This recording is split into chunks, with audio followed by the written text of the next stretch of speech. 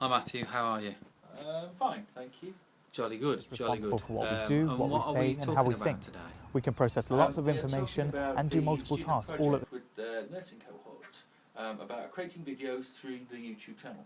Righto. And just considering the fact that I'm filming you here with the window and the light source behind you, is this an example of good practice or bad practice? Unfortunately, Glenn, this is an example of bad practice. Well, firstly, it's relatively cheap in comparison to other methods, normally costing around hundreds of thousands of pounds, whereas MEG and fMRI cost millions of pounds. But this doesn't mean that EEG isn't very good. It's quite the opposite, in fact. EEG has excellent temporal resolution, which means we can record brain activity as it's happening. So, for example, if I was in an EEG study and I blinked like this, that would be recorded instantly on screen. Its advantages like these are making EEG more and more used in neuropsychological and neurophysiological. Today we're going to have a look at an example of a visual evoked potential study, or a VEP study.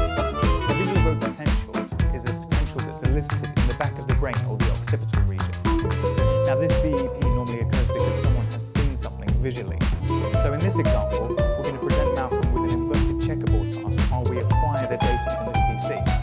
Now the checkerboard task basically will invert black squares to white squares and white squares to black squares every half a second. This will generate a nice VEP in the rear of Malcolm's brain. The advantage of this is that we can have a look at how Malcolm's seen every inversion of the checkerboard, and that gives a nice